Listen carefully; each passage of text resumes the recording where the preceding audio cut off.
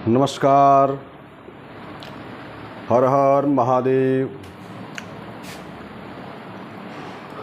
आज छठा अर्थात कन्या राशि। कन्या राशि के बारे में हम परिचित होते हैं। तो कन्या राशि में भी 3 नक्षत्र। कन्या राशि के स्वामी बुध हैं। कन्या राशि के स्वामी बुध कन्या मिथुनयो प्रोक्तः। बुध स्वामी हो गए। यह कन्या लिखा हुआ है अर्थात यह स्त्री कारक है। यहाँ यह राशि स्त्री कारक है। अब इसमें 3 नक्षत्र कौन कौन से हैं? तो 3 नक्षत्रों के मेल से बना हुआ है सभी राशियां। तो इसमें आइए हम देखते हैं उत्तरा फाल्गुन। पहला क्या है? उत्तरा फाल्गुन। पहला नक्षत्र हो गया उत्तरा फाल्गुन। और दूसरा नक्षत्र हो गया उत्तरा फाल्गुन के बाद हस्त आता है। हस्त के बाद चित्रा, हस्त। और तीसरा चित्रा है। अब इनके देवता कौन हैं? कन्या राशि में जातक का जन्म हुआ तो राशि का वर्णन हमें नक्षत्रों को लेके चलना पड़ेगा। उत्तरा फाल्गुन नक्षत्र में अगर जन्म लिया तो उत्तरा फाल्गुन इसके देवता अर्यमा हैं। अर्यमा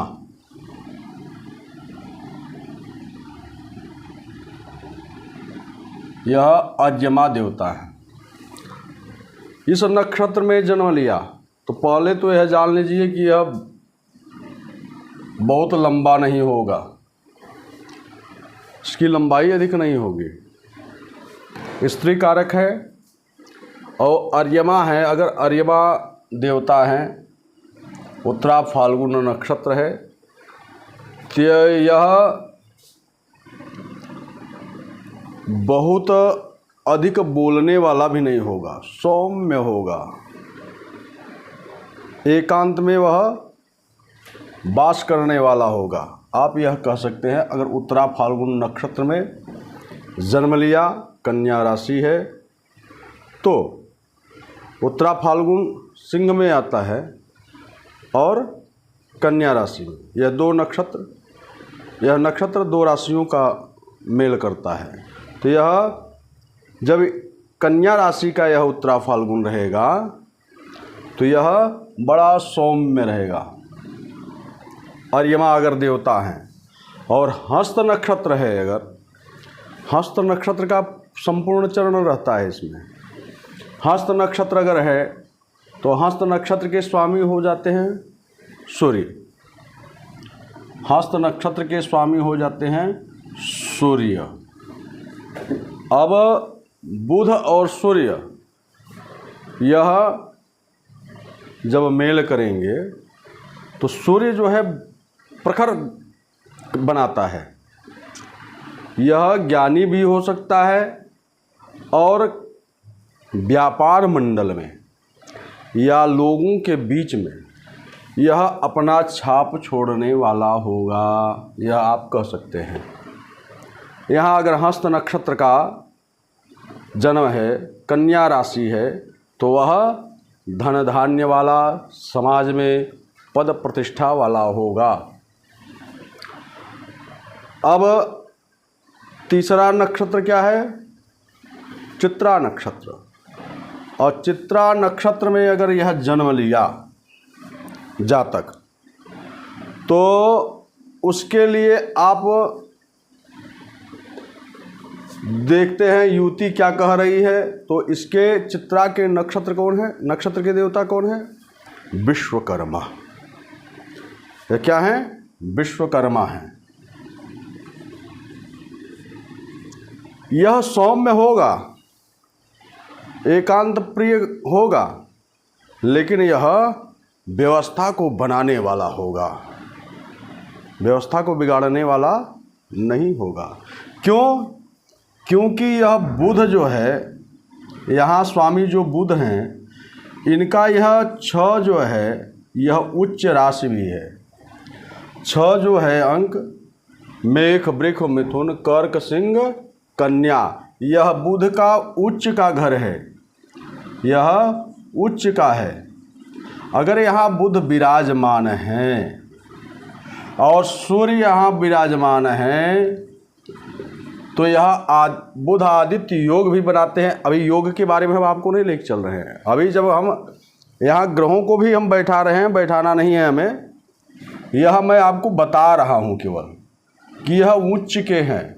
ग्रहों का मेल, जिस प्रकार नक्षत्रों का मेल और नक्षत्रों के मेल से जो राशियाँ उत्पन्न हो रही हैं, राशि बन रहा है, उसी प्रकार यह ग्रहों के मेल को भी जब मेल होगा तो योग बनेगा।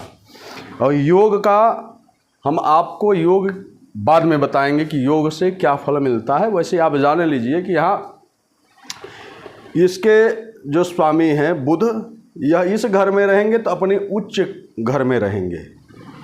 और यहाँ अगर हस्त नक्षत्र का जन्म है और सूर्य भी यहाँ विराजमान है तो नौकरी पक्की। यह आप कह सकते हैं कि अगर बुध भी है और सूर्य भी है तो हस्त नक्षत्र में जन्म लिया, सूर्य इसके स्वामी हैं और यहाँ बुध विराजमान है, सूर्य विराजमान है, तो ये योग बन जाता है बुध आदित्य योग। योग के बारे में हम आपको बाद में बताएंगे। और यहाँ विश्वकर्मा जी हैं तो जथा नाम तथा गुण, गुण उसको नाम से भी देखा जाता है गुण का, ठीक है। तो आप यह जानिए यह उच्च का है। अगर इसमें बुध बालक का जन्म लिया, बालक का जन्म हुआ तो वह किस प्रकार होगा, यह नक्षत्रों को देख के बताइएगा। अब आइए, यहाँ उच्च के हो गए तो नीच के यहाँ हो जाते हैं, मीन के नीच के हो जाते हैं। अब इन दोनों का यहाँ और यहाँ, यह राहु केतु का भी घर है। यहाँ अगर राहु केतु भी बैठे हैं तो अपने स्वगृही बैठे हैं और सप्तम में सभी ग्रह पूर्ण दृष्टि से देखते हैं। तो वह राहु और केतु किस प्रकार के हैं, उनका उच्च का है या नीच का, यह सब देखते हुए यहाँ वर्णन करना है आपको। अब आइए,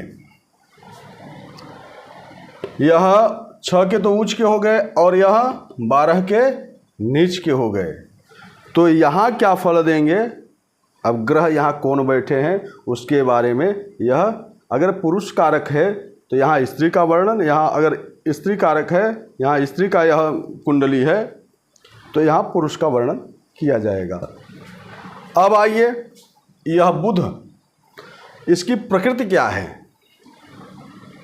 तो प्रकृति क्या है, तो यह कफ के हैं। आप वायु और शीत भी कह सकते हैं, दोनों का मेल, यहाँ कफ प्रवृत्ति कह सकते हैं, कफ प्रवृत्ति के हैं ये। तो कफ प्रवृत्ति के हैं तो जब यह उच्च के नहीं रहेंगे, अगर बुध यहाँ बैठे हुए हैं नीच के, तो जातक को जब भी दिक्कत होगा तो कफ संबंधित दिक्कत होगा, ये आप कह सकते हैं। व्यापार के लिए अब आपको आगे हम बताएंगे यह ग्रहों का अन्य घरों में क्या फल है। अभी हम किस घर को लेके चल रहे हैं, यह इस घर को अगर जातक का जन्म होता है तो यह तन भाव का केवल वर्णन है, ठीक है। अब आइए, यह तत्व क्या है, यह बुध पृथ्वी तत्व का है, यह पृथ्वी तत्व का है। अगर कहीं यह मेल कर रहा है, हस्त नक्षत्र का है, सूर्य इसके स्वामी है और यह बुध इसमें विराजमान है, तो यह पृथ्वी धन के सहित पृथ्वी भूमि वाहन को भी देता है, ठीक है। तो यह आप कह सकते हैं कब कि इसका पृथ्वी तत्व है और इसके उच्च बुध बैठे हुए हैं और इसमें अन्य ग्रह जो इसके अनुकूल हैं वह बैठे हुए हैं, तो भी आप बता सकते हैं, ठीक है। अब आइए, इसके शत्रु कौन हैं, 12 में तो नीच का हो गया, अब इसके शत्रु कौन है, तो चंद्रमा है। चंद्रमा का घर कहाँ है? यह है, यह चंद्रमा का घर है। अगर यहाँ चंद्रमा बैठे हुए हैं तो सबसे पहले यह घर किसका है? इस घर को देखिए, यह घर कौन है? यह आय कारक है। यहाँ आय का निरूपण किया जाता है।